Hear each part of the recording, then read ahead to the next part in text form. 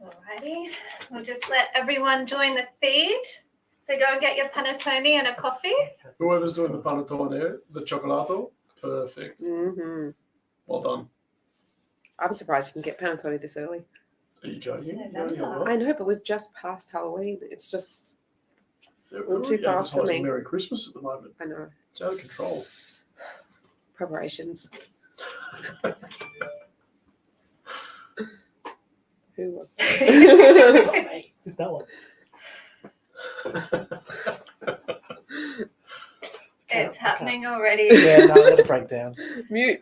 Don't Just- look at me. Okay, good evening, everyone. Welcome to episode 4 of Liberty Chat, the state elections special series. I'm your host, Kate Fantinel-Lady Liberty. And tonight, I have two of the biggest personalities that I've ever come across in the party next to me. The only thing bigger than their personalities is their heart. So strap in, it's going to be a wild show. So, of course, we're in campaign mode. The writs were issued yesterday. We've already been on the streets working hard for the last few months, but now we're getting to crunch time. So tonight we are looking at two very important electorates for us, the Liberal Democrats. And I have with me the lead candidate for the Western Metro Region, Anthony Cursio, and the lead candidate for the Northeastern Metro Region, Mayor Tesa. Thank you for being with us tonight. We're in Tim Quilty's office. I'm not staging a coup against Tim. I have to say that every week. I'm just changing it up and using the space that we've got. So tonight we are going to get through some of our policies, but also we're going to get to know who these fantastic candidates are. You wouldn't have come across them before unless you were a part of the Lib Dems, and they have made their mark. They've had gala dinners, they've had trivia nights, they've had barbecues in the park. They've done it all, and they're here to talk to us tonight. So let me get started with you, Anthony. You ran as a candidate for Fraser at the recent federal election. Mm-hmm. You've got an impressive resume working in finance, but you started your career working as a cleaner at age 14. I do. Kurt Cobain started his career as a cleaner, so there you go. And you tweeted, 1 year ago, I returned home from training in my 1 hour of yard time. As I sat on the couch, I watched both David Limbrick and Tim Quilty on the steps of Parliament protesting the park closures. 1 year on, and now I am standing with them. What will you stand for? So why are you standing for the Lib Dems? Look, I did quite well out of COVID, to be perfectly honest with you. I was headhunted by the current, Big Four that I work for. They asked me what it would take me to come across, gave them a number, they paid it, no questions asked. People I grew up with, they're not laptop class. They work with their hands. It's the only crime they've committed in their life, and they were penalised for that. And I couldn't idly sit by and watch people that I'd known, grown up with, again, who were basically told that they were non-essential individuals. And I called it out, as I do, because I have a big mouth and I can't help myself. And people came out of the woodwork to say all sorts of interesting and colourful things, but it didn't change the fact that it was right. Recently at the gala that, Mayor and I had, I quoted Supreme Court Justice Clarence Thomas. What's right is right. These people had committed no crime, and yet from a decision by one individual who, as a libertarian, I have a massive problem with anyone having that much power, but they were told that, they couldn't keep a roof over their head, they couldn't keep food on the table, they couldn't send children to their school, they couldn't practice their religion. These things really bothered me, and I called them out. And I remember coming home from training and sitting on the couch and watching David do his live. And in that moment, I had the thought, I'm going to send them some donuts, because at that point I was training MMA and also training in the gym that my training partner and I had built.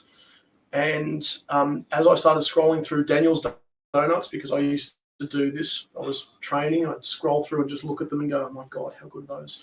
And I went to I pressed the order, and somebody handed David a bag of Uber Eats, and in the bag there were churros and coffee. And in that moment I went, I'm not the only person out there thinking the same thing. And those are some of the reasons why I decided to get involved. And Mayor, You ran as a candidate for Jagga Jagga at the recent federal election. You polled a respectable 3.7%. You're the mother of 4 beautiful children, including a little Lady Liberty in your baking, I have to say. You're a business owner.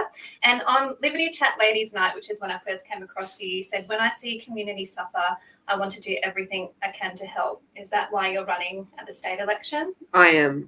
It's I think Melbourne especially is a very, very small community. Everyone knows everyone. I used to travel quite a bit when I was younger, and every time I sat on a plane, I would find someone who knew someone who knew someone. It's that 6 degrees of separation. And that's natural. What's not natural is the separation and the segregation that we were forced to endure during lockdown. And watching my community essentially crumble beneath me from fear.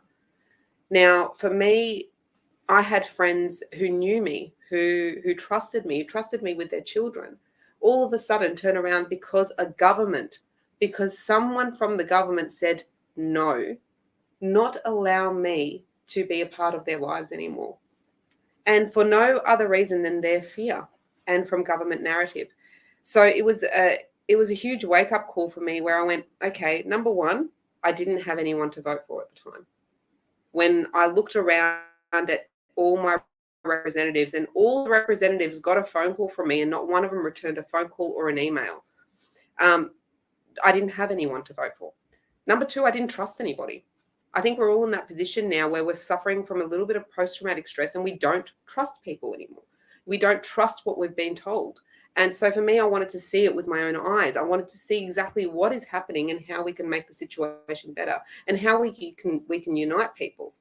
So there was those two aspects of it. And then there was the courage to be able to do the right thing, because essentially that's what happened. David and Tim did the right thing. That's what they did. And that takes bravery and that takes courage. When everyone around you is telling you to toe the line and you have to do the right thing, that takes courage. And I want my children to have courage. I want them to have resilience. So how can I best model that? And that's by doing what they did and stand up for the rights of every Victorian. So if you're just joining us, this is Liberty Chat, and I'm joined tonight by 2 fantastic candidates, Anthony Cursio and Mayor Tesa. This is your Western Metropolitan candidate and Northeastern Metropolitan candidate for the Lib Dems at the coming state election. Now, we've got 2 big topics to get through. We'll start with the big one, debt and deficit. So Anthony, you are a banker, that's your trade. The Australians post-budget news poll showed 47% of Australians believe they will be worse off under the federal Labor's budget that was released last week. The promised $275 saving on power bills is going to be replaced with a 56% increase in power bills in 2 years, so broken promise already. At a state level, Victoria has the biggest debt of any state, projected to reach $170 billion in 3 years' time, potentially more with all the money the major parties are throwing around at the moment. This week, we saw Victorian taxpayers pick up the $15 million tab to bail out Netball Australia, and David Liberty made the news with that. We've got debt-funded infrastructure spending announcements occurring on a daily basis. And Anthony, you tweeted in relation to the suburban rail loop from Cheltenham to Werribee. When you deal with numbers that have a lot of zeros behind them, it's understandable to have cost overruns of 10 to 15%. But when you blow the budget for a project by more than 250%, that's a level of incompetence that is out of this world. What's your views on the current state of Victoria's budget? Look, we're at $100 billion of debt, just over that now, with, like you said, the $170 billion in 3 years. So first of all, to go from $100 billion to $170 in 3 years tells me that, you know, little man's got daddy's credit card, and it's dangerous. I mean, we've all picked up a credit card at 18 and done something stupid. Guilty. It taught me a lot about. You didn't do it. No, it taught me a lot about money, though. You know, I mean, we're talking. I think it's roughly about 26.5% of the state's GDP, $170 billion. As a banker, now I work in corporate finance, just to give everyone a bit of an understanding of my expertise in this field. I deal with businesses turning over anywhere from 50 to 150 million. They're manufacturers and wholesalers. So they're either bringing in raw product and changing it to make a finished product, or they're bringing in a finished product and then on-selling it. If any of my clients were to come to me with this scenario, let's just do some quick back of an envelope scenario with some numbers. All right. So 26.5% of the GDP, if we're at $170 billion, roughly is probably going to put us somewhere in about, let's call it 650 billion is our GDP number. So we take what? I think we're at 27.5% as a company tax at the moment. What's that roughly? Let's call it $190 billion that you're generating. So that's your revenue number. Your expenses are almost, like your deficit is almost outstripping your revenue. We haven't taken into account the actual expenses. Just as a banker looking at these numbers, you're operating insolvently. Yeah. If you're a company director, you would be removed. That's a criminal act. Yep. It's a criminal act. But the state gets to do it. Now, I actually explain this to younger bankers that I sort of mentor and stuff across the journey. And I often say to them, if a client was to come to you and their expenses blew out by 45%, it has now eroded their gross profit margin, right? They're basically operating insolvently. And they said, no, that's okay. We're just going to increase our revenue number by 50%. What would you say? Or any analyst, basic, entry level even, getting into finance would sit there and say, that's not possible. Well, the government can do that because they just increase your taxes. So they don't actually have to manage their expense line because I pay for it, you guys pay for it, and you guys at home pay for it too. It is incredibly incompetent. It speaks to a monumental position of debt and deficit that we will deal with. The likes of the Kane-Kerner government, where everybody gets on Jeff Kennett and goes, oh, he privatised this and he privatised that. Yeah, he did, because everything was going pear-shaped and very quickly. And we don't have the aspect of Vic Roads to now sell on because that's already been sold. Mm. So, yeah, it's a massive concern. So one of our policies under a prosperous Victoria is to address the debt and deficit, including a one-off immediate 10% cut to all state departments, excluding critical frontline workers, an additional 1% cut per year until the state government debt is repaid. I wonder how long that will take at this rate. Scrapping the suburban rail loop, which we just spoke about, and a fair allocation of spending and resources to regional Victoria. Mayor, what are your thoughts on the current situation, especially considering you've got 4 beautiful children that's going to be saddled with this debt? Yeah, it's opportunities missed for Victorians, essentially. The more that we tax, the less opportunities we have to start businesses, to be entrepreneurs, to be able to restart manufacturing and get our ideas off the ground.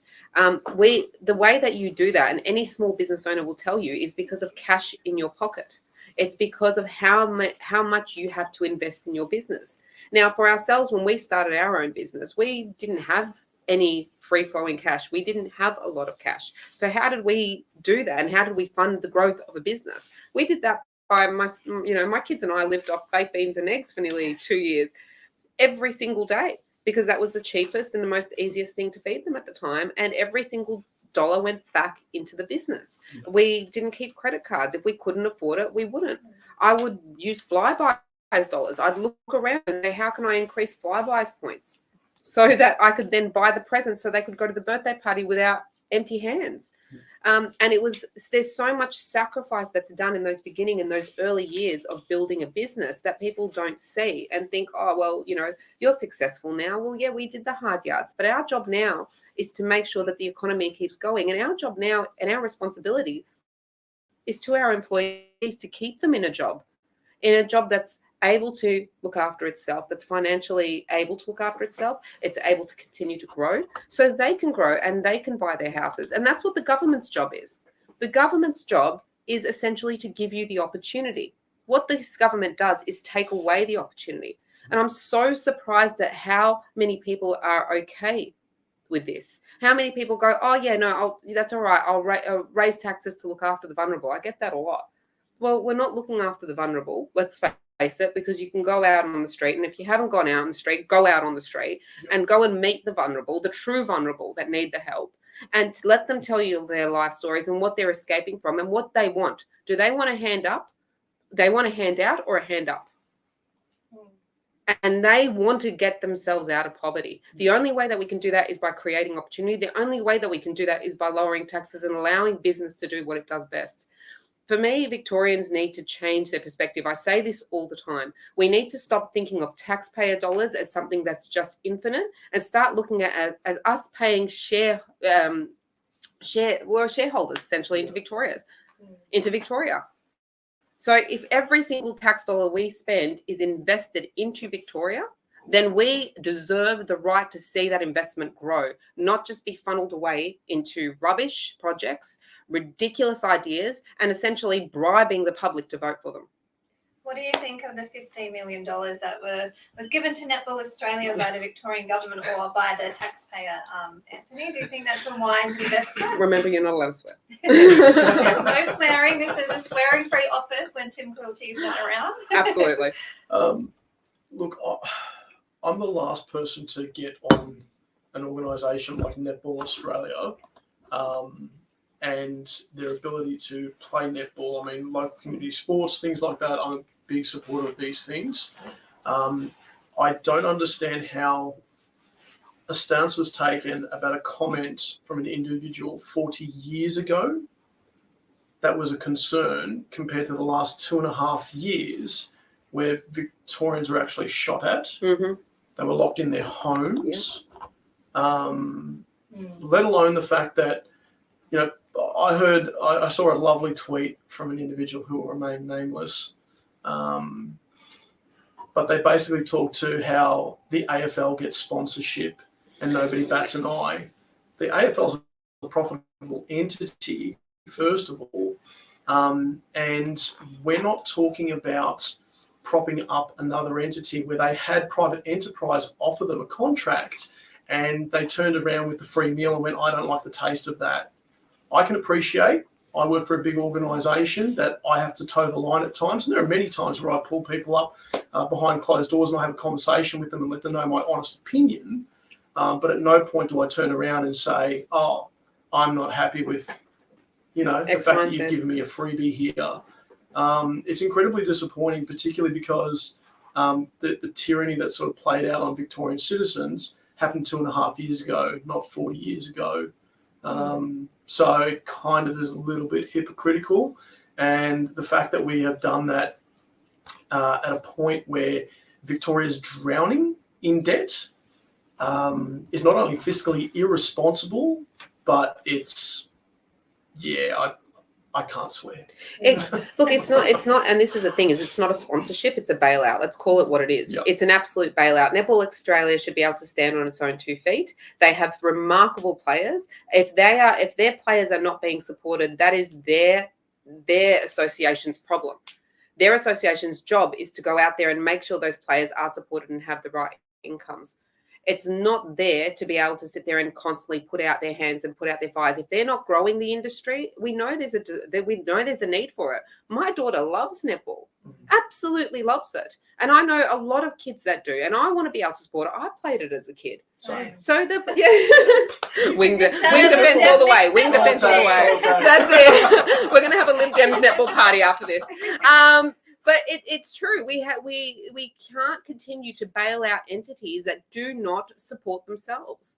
Let them go out on their own 2 feet, and then maybe this type of signaling, let's just call it, will come to a halt. Have those conversations privately with the people who are backing you behind closed doors, not in the public forum. And Daniel Andrews is bribing the Victorian public with another warm and fuzzy story. So let's just put it out there. I love David Limbrick's tweet. He said, did anyone ask the netballers if they want to wear a Victorian government logo? We'll see what happens. Now, moving on to the next big topic of discussion tonight is our school choice policy. Now, this is something that we ran on at the federal election, which we were both candidates for, decentralized education. Basically, the Libertarian and Lib Dem stance, which has been this way since our inception, by the way, and I've got historical documents from former Senator David Leyonhjelm that I worked for calling for the same sort of policy almost 7 years ago. So we're nothing but consistent.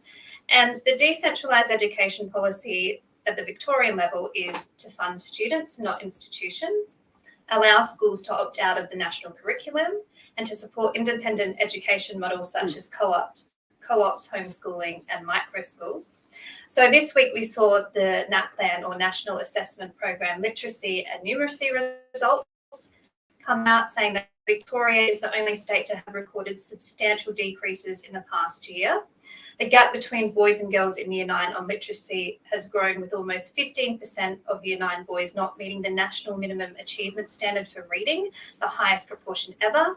The gaps between the rich and the poor have grown, and there were fewer participants in the NAPLAN testing, which could also mask the problem. So surely this points to centralised curriculum as the problem. Maya, what are your thoughts as a mum on what your kids are getting taught at school? This is a passion project of mine. I'm such an advocate for kids, and allowing kids to be kids, first and foremost. My eldest child will be 13 next week.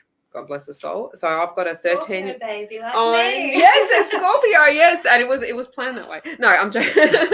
My sister's a Scorpio. I love you. But shout out to her. But we've got. So my eldest, I'll tell you my children's ages. I've got a range. I've got my eldest daughter who's turning 13. I've got 2 boys in the middle who are 10 years old and 8 years old. And I've got my youngest who's 3 years old.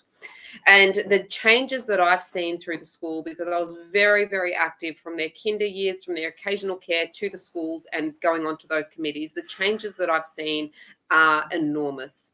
And they're not to benefit the school whatsoever. Government coming in and taking over through cluster management programs, through national curriculums, through NAPLAN, have added nothing more than stress and essentially taken the role of the teacher out of the classroom. The teacher no longer teaches to suit that child. That teacher now teaches to suit a government curriculum. When you have government-funded schools, you have a government curriculum. That's it, plain and simple. Now, you think about it yourself. Any single one of us, Anthony, fantastic, absolutely smart as a whip, pretty face as well, but could he run a classroom? No, he could not. He doesn't have the expertise. We need to put the teaching back into the teacher's hands, because they know how to cater for every single child. And the only way that we can do that is by taking the money away from them, from the government, and giving it to the parents to reinvest into the schools. When parents reinvest into the schools, they choose the schools that work for their child, that best work for their child. I have been, shunned at. I've been criticized because I've moved my children. My eldest daughter has gone to 4 primary schools now. But I always go back to the thinking, and the first time I did it was really hard. I didn't sleep for months, absolutely months. But the reason that we did that was because if you were in a job that you didn't like, would you stay there? If you were in a job that didn't believe in you or wasn't giving you the skills to be able to achieve your potential, would you stay there? No. This is the same this is what our education policy is trying to alleviate. It's allowing you, the parent, to choose the school that best suits the values of your family, best suits the academic level of your child, and cater and bring back the education to what it was supposed to be, and that is to the children. So for me, this is a huge, huge policy that I absolutely adore, because we need to be able to trust parents to raise their children. And the way that we do that is empowering them to make sure they make the right decisions in regards to their schooling. And the schools will cater to that. The schools will turn around and say, hey, we're in a metro suburb and we're running agricultural classes and no one's coming. Versus, vice versa, in a regional school, it might be, hey, we're going to cater to make sure that they understand how this family farm works, to be able to take on that family business instead of teaching them something that's completely irrelevant to them. Let's get schools back to community. Let's get schools back to catering for children, because that's exactly what they were meant to do. Anthony, I wanted to get your thoughts on the idea that a child is their education is determined by the postcode. So if they're born in a certain area, they have to go to that public school. What are your thoughts on that in terms of equal opportunity and equal outcomes? Well, it's almost not a free market situation, is it? Because you're being dictated to by the postcode that you're born into. Now, I was born in the 3020. Well, actually, I was born in Carlton, but I grew up in the 3020, so Sunshine North. If I was to have to adhere to that, then that would prevent me from potentially going into a corporate finance role. Now, I got into finance not because I loved money or I was exceptionally good with numbers. I'm good with numbers, I'm good with people, but I had a generational lower socioeconomic, family scenario playing out. So I got into finance because it meant that I got to change the path that I walked in life. Now, if you're preventing people from doing that from the onset, from the moment that they go into the education system, then you're limiting people. And usually people who talk about how, we need to help people from a lower socioeconomic family and background and the likes of, are actually endorsing these things. So it's counter to the message that they're trying to claim that they support. It doesn't make sense to me on that front. Yeah. And look, you've worked very hard, Maya, with, the family business and everything to get to where you are. I've worked incredibly hard in my finance career because I don't actually have a degree, just for those of us playing at home. I started out in the contact center and just had to kick doors in order to get where I'm at today. But for people to immediately limit you and the options that you have in life, government's supposed to be about protecting your rights and ensuring you have options, not limiting them. And guaranteeing opportunity. Correct. Guaranteeing opportunity for you. Interestingly, back in 2015, former Senator David Leyonhjelm, who I had the honour of working for, wrote a piece about why schooling should be open to the for-profit sector. So it's actually illegal for state-run schools to profit at all. So there's no innovation or reason for them to do better, basically. So there is a role for governments in ensuring all children are educated. We're not debating that at all. We're not saying get rid of public schools. What we're saying is change the current system because it's not working.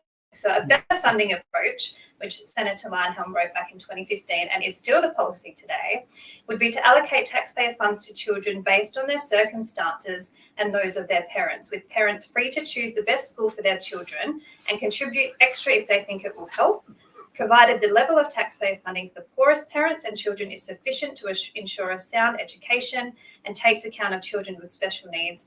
This approach can be equitable. So now we're talking about one of the other Victorian state election policies, which is the voucher system. So can you explain that for the audience a bit better than what Leyonhjelm did, Maya? I don't think I can, to be honest. I think that we pretty much covered it. It is essentially funding the children.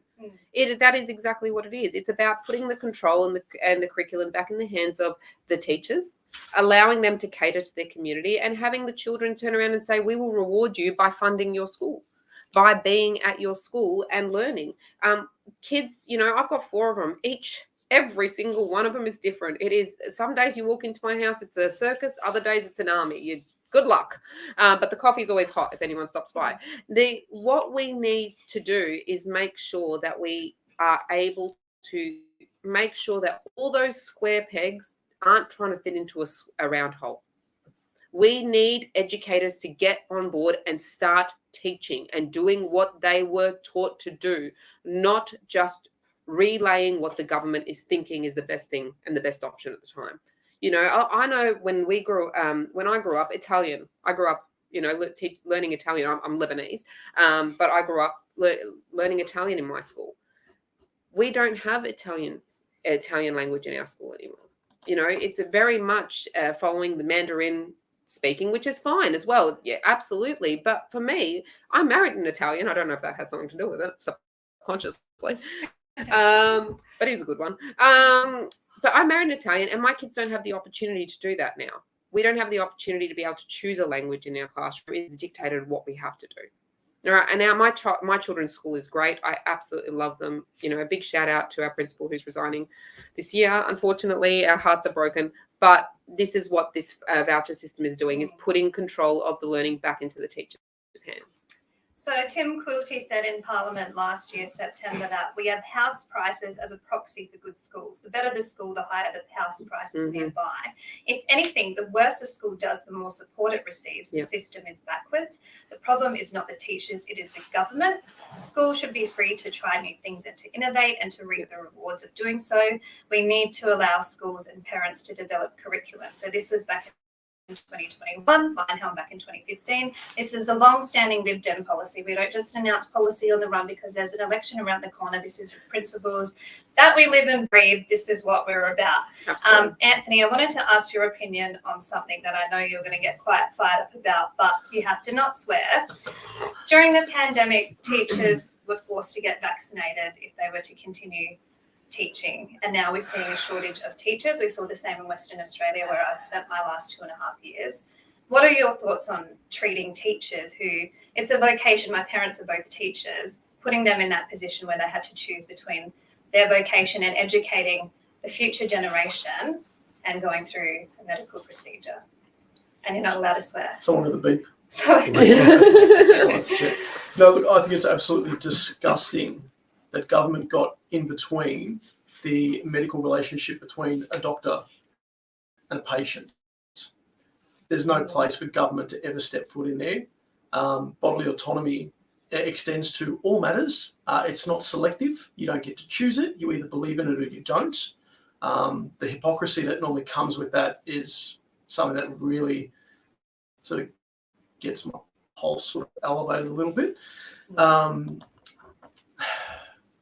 The fact that we removed long-standing educators who were not only good at their job, but obviously had a good rapport with children, who they then empower to go out into the world and be, members of society and contribute.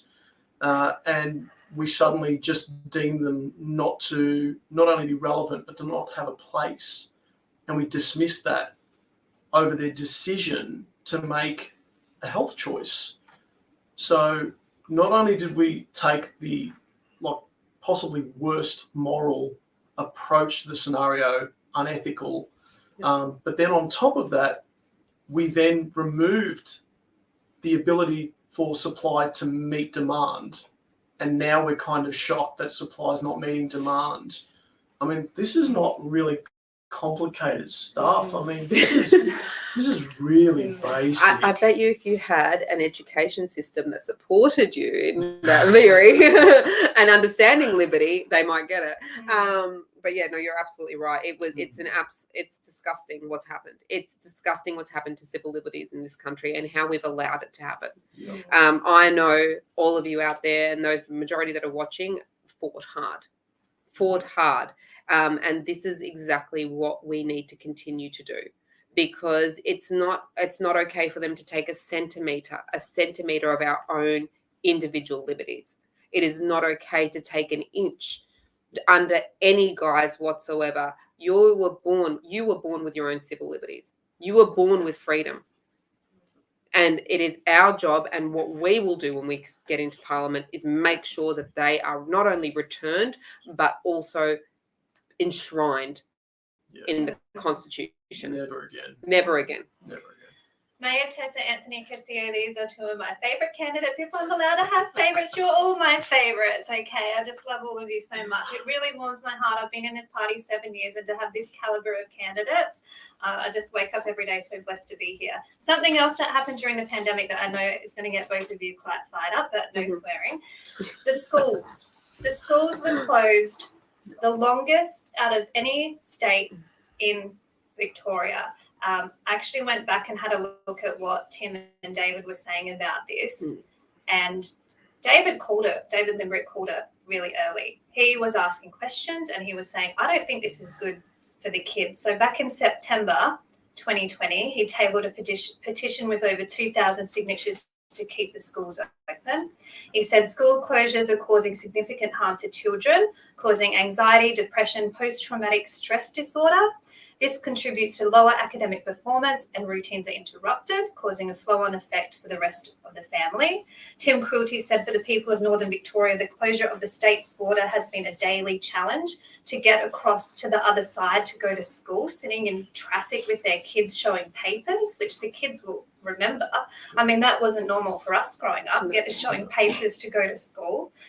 And then David Limbrick said a speech on the 16th of September 2020, just saying the phone calls that his office received, saying there was one mum who said her girls were struggling and becoming so withdrawn she was worried about their mental health. Another parent said it was so hard to homeschool because they'd never had to do that before. They, barely passed school themselves, and now they have to educate their children. Another one, a principal, said that the drop-off numbers of kids coming back to school after they opened was just staggering. And he also said that they could have opened the schools. They could have done staggered drop-offs and pickups, split lunch times, restricted staff room access. And David Limbrick said there is no evidence that closing schools will keep children safe, and we now know that is true. Yep. Maya, you've got 4 beautiful kids. Yep. Are you worried about the impact that these closures have had on their education? I look at life a little differently. I look at life as a constant learning. For me, it's about kids wanting to love to learn. I think that's more important than what their actual academic achievement is. If they leave school still wanting to learn, they're going to be successful in no matter what field they choose. But my kids were lucky because I essentially called up the schools after when it came to the second lockdown and said they'll be there for roll call. Unless you're doing one-on-one classes, these kids are outside. Mm. And I did not care. I was not exposing my children to, 8 hours of screen time. Full stop. There is nothing that they couldn't pick up. Yes, academically, they have slipped off. But their resilience, their mental health, their ability to cope is 10 times, if not 100 times better than what I am seeing coming from their friends and from other people within the school. So that, for me, I took a different term where I went, your education isn't worth your mental health. Swap it around. We're not going to do it. Full stop. I didn't agree with it because I've seen the effects of other parents who tried to do the right thing by their family. I'm not judging anyone. That was just, for me, that's how I took it. Other parents, it wasn't just the time that it was to stay at home. It wasn't just the mental effects. It was the financial burden these parents who were no longer working had to face. Because let's face it, setting up a classroom is not easy. It costs a lot of money, and our teachers go out there and buy their own supplies as it is, stickers and rewards charts and the rest of it. We were forced within 24 hours notice, the schools are being closed, go get yourselves an iPad, a laptop, school supplies, books, the pencils, the sharpeners, the rulers. They're doing an activity. It's a cooking class today. It's this, it's the extracurricular. Make sure they get an hour outside. Make sure they're jumping on a trampoline. Make sure you're taping it while you're trying to still work remotely from home. The burden on parents and the post-traumatic stress from parents as well was a huge toll. And unless we sit down and actually process how much time, energy, how much money this took from us, and on top of that, quality time, because let's face it, when you are stuck 8 hours trying to teach your children, what's going to happen after school finishes and you're stuck in that same house? Just get on the TV and leave me alone. I need my time too. I want to shower. The quality time from family was lost. Outside of that 1 hour of exercise a day that everyone took to the park when they were open or went for a walk or took their dog, the trauma that has been inflicted on families by this government is indefensible. Indefensible. One government member, and this is going to make a blood boil, Anthony, said that for some children, adversity can be character building. So basically justifying keeping the schools closed because it would build character. I think adversity comes from experiences that we choose to live, not by government decisions. What would your response be to that if you were in Parliament and a member of the other side got up and said about your nephews? It's character building for them to be at home for, I think Beth has commented, 34 weeks the schools were closed for. Mm-hmm. And you can't swear. What would your response be? I grew up in domestic violence. You could view that as character building too, couldn't you? But society tends to frown on that one, don't they? It's really cute that some politicians just sort of run their mouth, to be perfectly honest with you. I find it highly entertaining when you see individuals talk from a place of, I hate to use the word privilege, but, that don't have any idea about how the things that they talk about impact others, and then have the gall to smile and make cute comments like that. Mm-hmm. That one Sorry, I don't have a lot of nice things to say on that No, one. you're being very controlled. I can feel it. Talking about your personal struggle, Saturday the 17th of September, I want to take you back there for a moment. When I first met you a few months ago, when I first came to Melbourne on the way back from the USA, you had the most beautiful locks of hair. You looked like a Viking till Valhalla. And you just had this leather jacket on. I thought you were the coolest guy I'd seen in quite a long time. So Saturday the 17th of September, you went to a salon and you got it all cut off. I didn't tell you I was going to ask you about this on the show, so you don't have to if you don't want to talk about it, but I just thought all of us have our own shit. I swore, sorry. We have our own shit going on.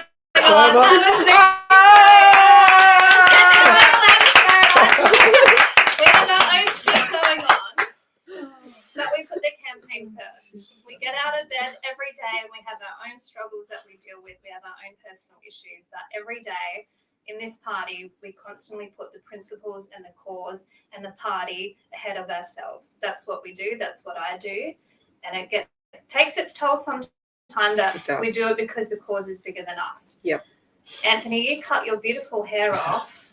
Can you tell us why you did that? Yeah, so look, I'm aware that all the notoriety of all of this is, it's a fickle thing.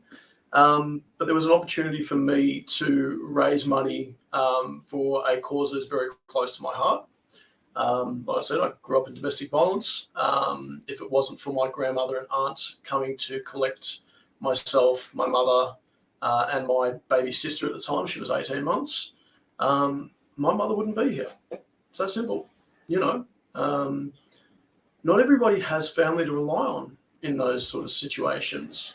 So there's a brilliant charity out in the West, out Footscray Way, Macaulay Community Services for Women. They're a domestic violence shelter. They also do so much more, though. So they will not only take in, single mother fleeing, obviously, a domestic violence house with the children.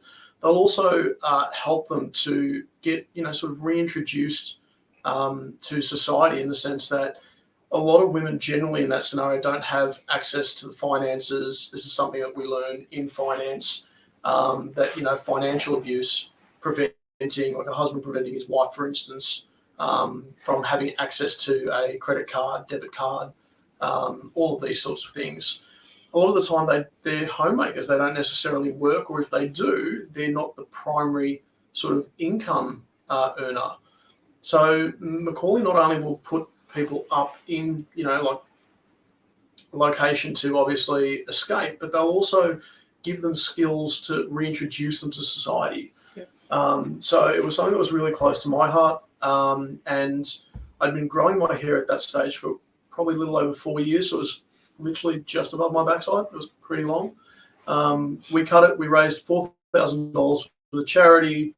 But we also were able to generate a lot of interest and understanding about Macaulay Community Services for Women.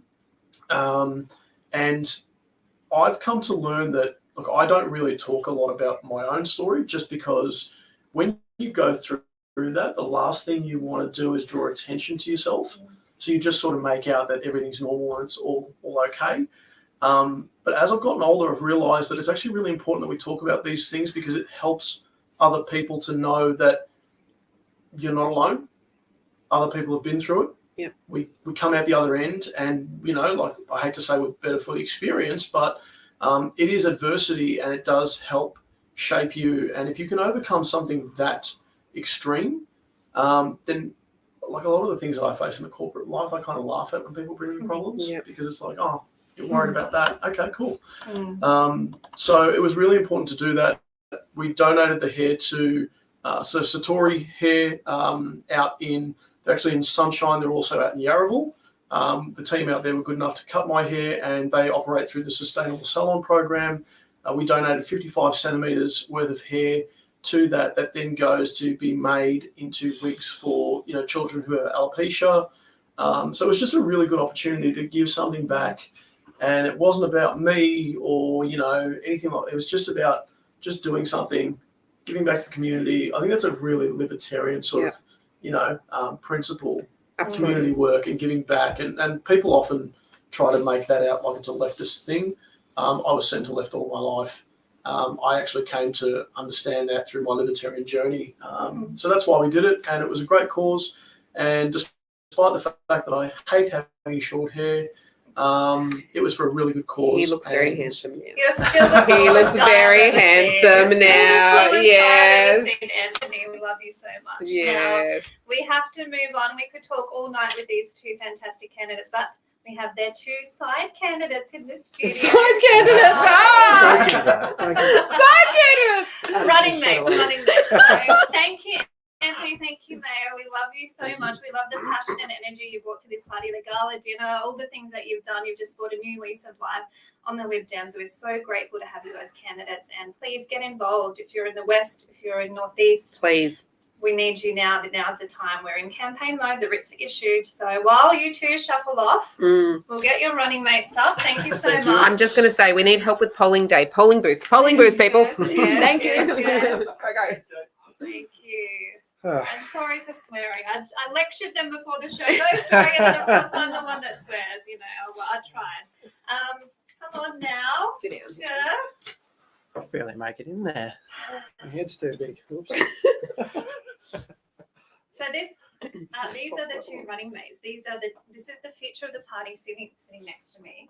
We have Josh Lay, who is running with Mayor, and we have Liam Roche, who's running with Anthony. I'll start with you, Josh. You were raised in Gippsland. You've spent 10 years working in industry with 2 trades. You've also studied politics. As your pitch for running, you said Victoria is in need of rekindling of values such as freedom of choice, freedom of speech, and deregulation of the market economy. You said you want to remove the shackles of state debt and government overreach. Now, I'm interested in what particular issue or moment led you to this way of thinking. Oh, thank God you swore first. That takes the pressure off. It was a long journey for me to get here. So, like you say, I grew up in Gippsland. I grew up with my family hunting, fishing, and camping. So it was written in stone that I was going to become a libertarian. Yeah, I was going to win it. same. Yeah. So there's no way it was not going to happen. But I grew up as a kid listening to my parents around a campfire on a property talk about how, among other things, the government is constantly restricting the rights on shooters. They're constantly restricting the rights on people trying to access the bush, national parks, stuff like that. In listening to that, I started to build kind of an awareness of what was going on. As I grew older, I started getting a little more into politics. In high school, I started trying. I was a Liberal kid, so I hadn't seen the light yet. Tried to debate, people lost every time because I was a Liberal kid. But as I kind of grew up, I started hearing stuff about libertarianism just on the side. I talked to a friend once. He mentioned the Liberal Democrats, and I was like, I don't want to hear about these people in my party. So I kind of dropped it for a year or two. Then a really good friend of mine brought it up again. He mentioned to me, there's a really good party. You sound like you might want to look into them because your beliefs line up. So I said, sure. You know what? That's a couple of people. Looked into them. And I think I had a moment that a lot of people generally have with this party is they look at the policies there and they go, holy shit, I can't swear. That's, you can say that because I set the standard. Yeah, it's out now. See, I told you, it's a good thing you did. I said, damn, that's me. That's me to a T. I started reading. So I started reading about libertarianism. I started reading into this kind of stuff. I got onto J.S. Mills to start with, and then kind of onto F.A. Hayek, and then I've looked through Milton Friedman, Thomas Sowell, and I started developing this idea and realizing this is what I really believe. We cannot continue to go down a path where we're giving more and more personal control to bureaucrats, governments, any of that. We need to completely cut that out.